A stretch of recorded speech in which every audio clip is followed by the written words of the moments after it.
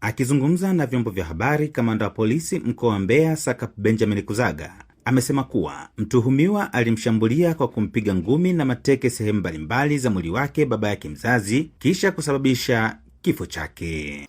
Jeshi la polisi mkoa wa Mbeya linamshikilia mtu mmoja anaitwa Gilbert Edwin Mwamburesi mwenye umri wa miaka 25. Huyu ni mkazi wa Ibililo wilayani Rungwe mkoa wa Mbeya. Huyu anashikiliwa kwa tuhuma za mauaji ya baba yake mzazi ambaye anaitwa Edwin Mwamburesi mwenye umri wa miaka 65, aliyekuwa mkazi wa kijiji cha Ibililo na alimpiga kwa sehemu mbalimbali za mwili wake. Tukio hilo limetokea Machi 21 mwaka 2026 majira ya saa 3:20 za usiku huko katika kitongoji cha Nsanga, kijiji cha Ibililo, kata ya Nkunga, iliyoko katika tarafa ya Ukukwe, wilaya ya Rungwe, katika mkoa huu wa Mbeya.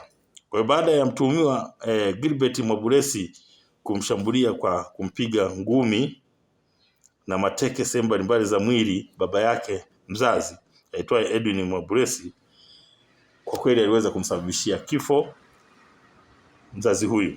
Kamanda Kuzaga ameeleza kuwa uchunguzi wa awali umebainisha kuwa chanzo cha tukio ni mzozo wa kifamilia uliotokea baina yao, ambapo mtuhumiwa anaishi na wazazi wake. Hivyo baada ya kurudi kutoka matembezini usiku, alianza kugonga mlango kwa fujo huku akipiga kelele, ndipo baba yake mzazi aliamka na kumfuata kwa lengo la kumuonya. Amebaini kuwa chanzo cha tukio hilo ni mzozo uliokuwepo baina yao, ambapo mtuhumiwa kwanza anaishi na wazazi wake.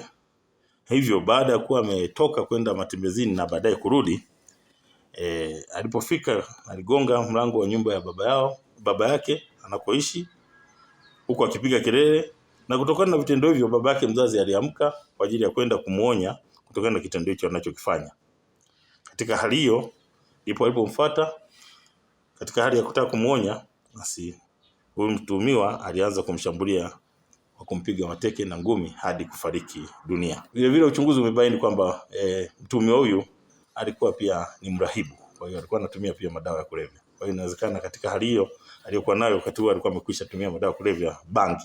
Kwa hiyo taratibu za kisheria zinakamilishwa ili mtuhumiwa huyu sasa afikishwe mahakamani kwa hatua zaidi za kisheria. Vijana wote ambao wanatumia madawa ya kulevya waache, kwa sababu baadhi yao naona kabisa kwamba wamejiingiza katika hali hii ya uvutaji wa madawa ya kulevya, na matokeo yake sasa katika kutumia matumizi ya dawa za kulevya yanapelekea kufanya uhalifu, ikiwemo kusababisha vifo kama hivi vya wazazi wao. Samuel Mpogole,